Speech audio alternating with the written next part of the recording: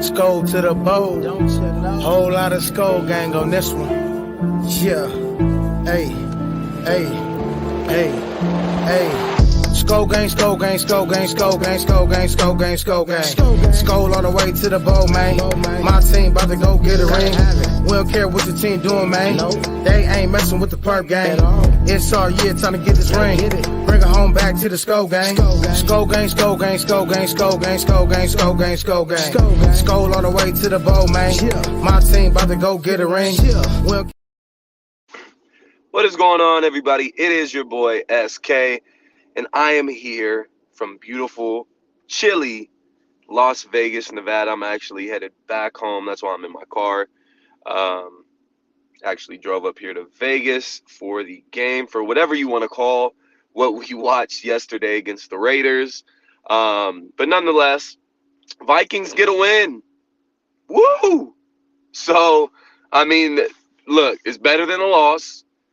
I know it's 3-0. I was there in the stadium. It was the most boring game that I have ever been a part of, whether that be on TV or whether that be in person. I almost took a nap in the stadium. That's how bad that game was. And not only that, we're dropping like flies out there, whether that be Brian O'Neill, whether that be Alexander Madison. I believe we had a couple other guys get banged up. I believe, was it Risner? I think Risner got banged up as well. Quisenberry had to come in and finish the game for him. So let's hope none of those are too serious. We saw Brian O'Neill kind of limp off after his injury. I know a lot of people are worried about that with the torn Achilles or the ruptured Achilles he had at the end of last year.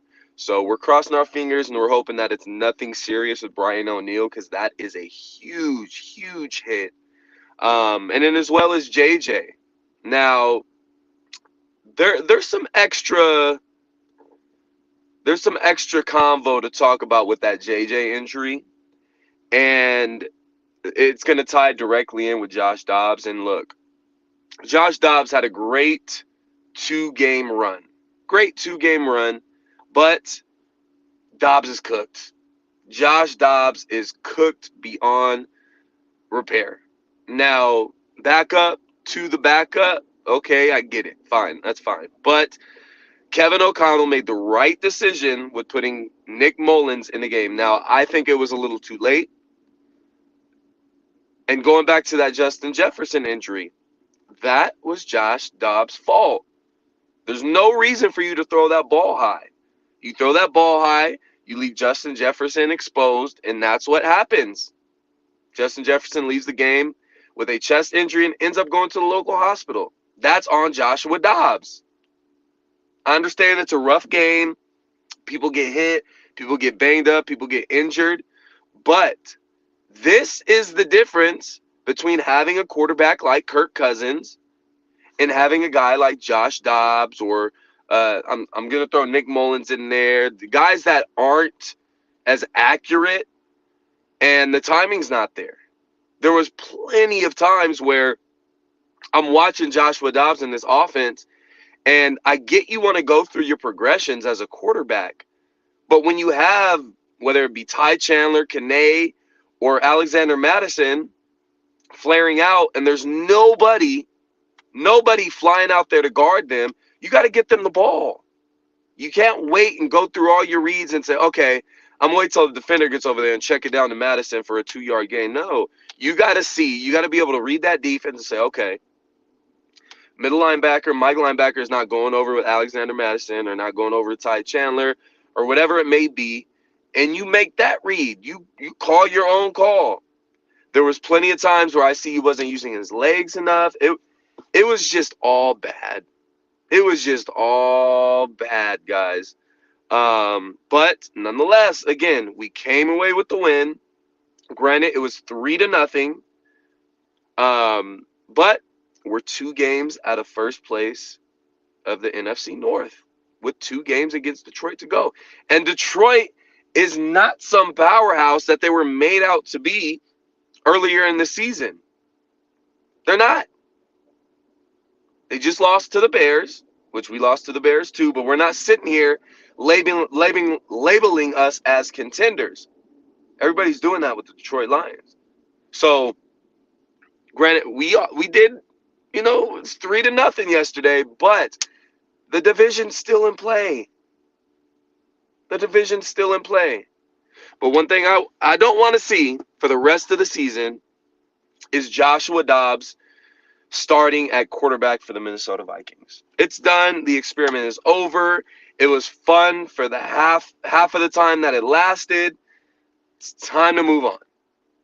And whether that be Nick Mullins or whether that be Jaren Hall, I think you kind of got to go with Nick Mullins. Nick Mullins came in and gave us a little juice. Now, it wasn't pretty. He didn't put up a touchdown. I get it. I understand. But in half of the quarter, put up more yards than Josh Dobbs, completed more passes than Josh Dobbs. The first play of Nick Mullins getting in this game had more passing yards than Joshua Dobbs had the entire game leading up to that point. So, KLC, again, made the right decision by pulling Dobbs. In my opinion, it was a little too late. I felt like he should have done it at halftime, and this game probably would have looked a little bit different, not 3-0. But nonetheless, Nick Mullins looks like he'll be our starting quarterback going forward, but I wouldn't be surprised if Jaren Hall works his way in there. But here's the thing. When this injury happened to Kirk Cousins, Jaren Hall wasn't QB2. Jaren Hall was never QB2. Nick Mullins was. And that's not a shot at Jaren Hall. That's not saying he's capable or he's not capable. But Kevin O'Connell made it clear, especially today with having Jaren Hall inactive, especially with your quarterback position in limbo and at a very weak state, for you to not have Jaren Hall active for that game tells me all I need to know about where KOC sees this quarterback position and who's the next man up. And that's Nick Mullins. Now, Joshua Dobbs and Jaren Hall, I wouldn't be mad at having Joshua Dobbs inactive and having Jaren Hall on the game day roster. I'm cool with that because I'm done with Dobbs. I'm sorry. Again, it was fun for those 2 games. Thank you for the 2 wins. Let's move on. So, going to the stats here, Nick Mullins again, 9 for 13, 83 yards in half a quarter, which put together a better game than Joshua Dobbs did in the first 3.5 quarters. Here's one thing that irked me, and it was no one's fault. The Madison injury. God damn it. I called it. Madison was going to go over 100 yards, and he was well on his way. 10 rushes for 66 yards, 6.6 yards per carry. Madison was having a really, really good game. Outside of our defense, he was the only bright spot for the Vikings that game. The only bright spot for the Vikings that game was Alexander Madison and the way this defense played. That's it. So it was unfortunate to see Madison go down with the ankle injury. It's nothing serious. He just kind of tweaked his ankle. That's confirmed. So he should be good. It is a short week, so I wouldn't be too surprised if we maybe hold out Madison for a week and let this Ty Chandler thing spin out, because everybody's clamoring for Ty Chandler because he's so much better than Alexander Madison with his 12 carries for 35 yards yesterday. So I get it. I'm a Chandler fan. I know he's more explosive than Alexander Madison, but there's still levels to this shit. Just like we thought Alexander Madison was going to be the running back one from the gate and it was just going to be a smooth transition into it, we were wrong about that. And in my opinion, if we put Ty Chandler at running back one, not saying that he can't be productive, but don't expect the guy to be just some world beater and, averaging 100 some odd yards per game. That's not going to happen. You're going to get about the same production, if not less, than what you're getting from Alexander Madison. The thing is Ty Chandler is that spellback. He's going to give you that change of pace. But again, Alexander Mattison banged up, was well on his way to 100 yards on the ground. I believe if we had Mattison in the game, I don't think it would have made a big difference in the score-wise. But I would think we would be able to put together a few more better drives than what we did. But that's just me. That's just me. With Justin Jefferson, again, let's hope he's okay. I don't think it's too serious. He should be back next week against the Cincinnati Bengals. But if we hold him out, I wouldn't be surprised. KJ. I got to touch on KJ, man. It's time for KJ to kick rocks, too, if I'm being completely honest with you guys.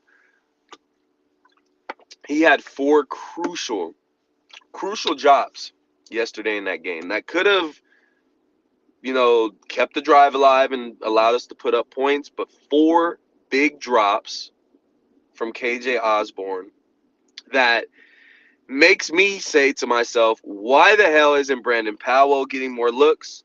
Jordan Addison, I believe, only had 4 targets yesterday, which is unacceptable. TJ Hawkinson with 5 receptions for 53 yards, our leading receiver. Justin Jefferson, 2 receptions for 27 yards, our second leading receiver. That shows you how potent our pass game was yesterday. But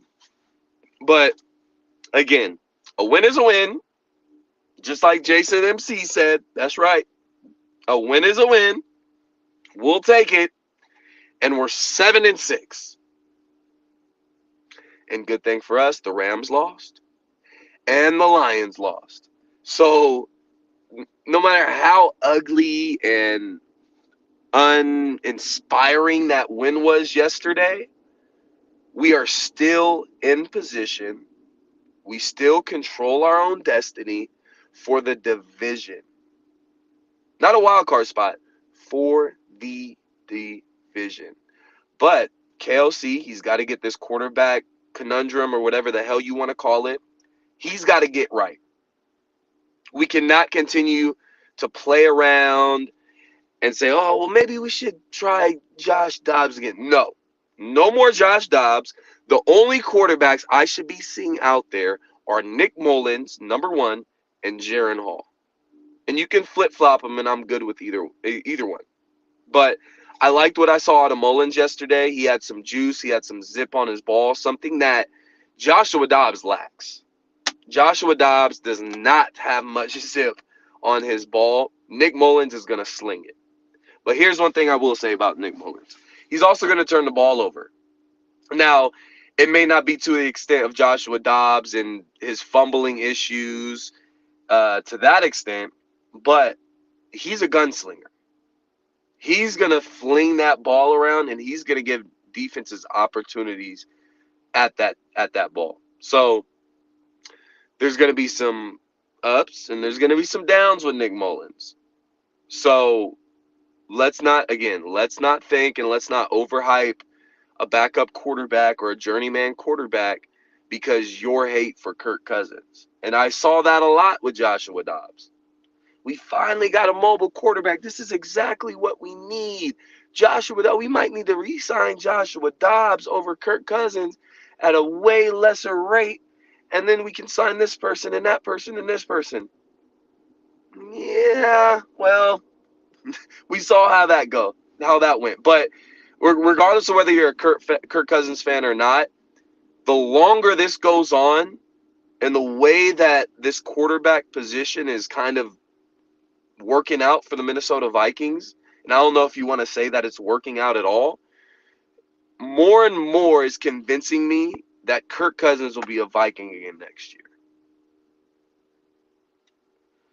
Absolutely, Justin.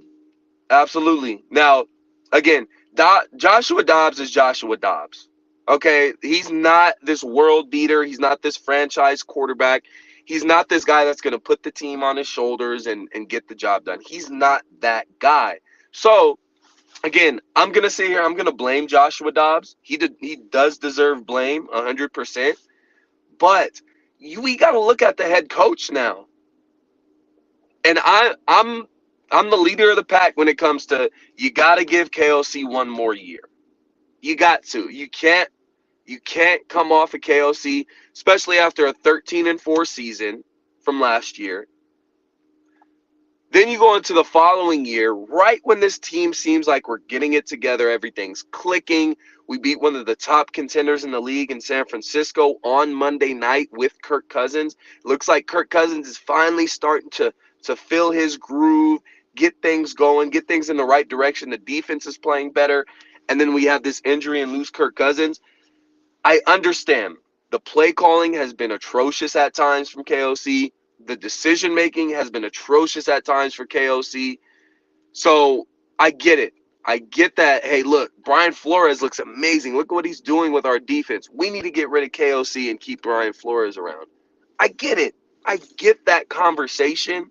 But the thing is, as an ownership group, as a front office, you can't move off of KOC after 2 years. And one of those years being a very successful year. Granted, it was a first-round exit. We all know that. And that's a whole nother conversation in itself.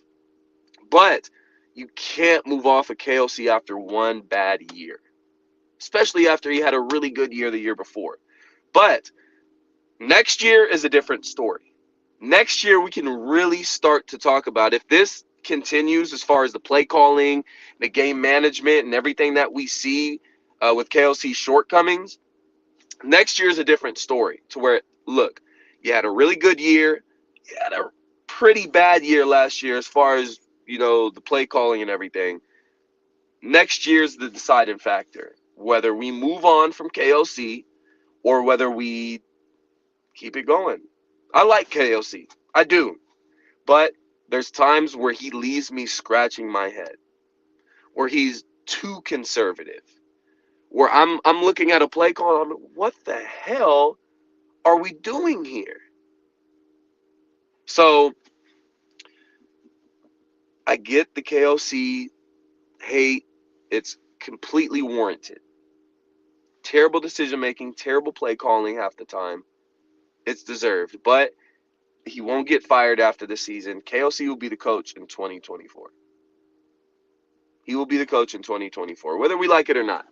And in my honest opinion, I think Kirk Cousins is going to be the quarterback in 2024, whether we like it or not.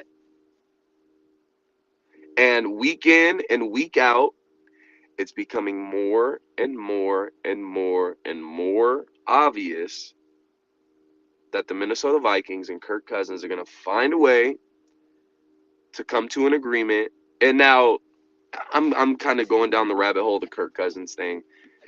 It's not going to be a $40 million per year thing. It's not going to be something like that. You're going to get Kirk at somewhat of a discount rate, especially coming off an injury like that. Kirk at the end of his career saying, look, I got the team right here. Things were looking up. We were looking great. I got injured. Let me come back to this team. Let's go for a championship. Well, if Kirk goes out there and just wants all this money, then that changes my perspective. Kirk, you can kick rocks at that point. But I think they come to a decision, and Kirk will be back with the Minnesota Vikings next year. Just off what we've seen at the quarterback position for the last, 5-6 games. So, again, very frustrating, but a win is a win. Vikings come out on top 3-0. 7-6.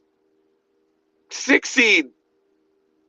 And a game lead over the 7 seed. So we got some space to work with, and we're still in the race for the NFC North. Keep hope alive, Minnesota Vikings fans. We're still in it.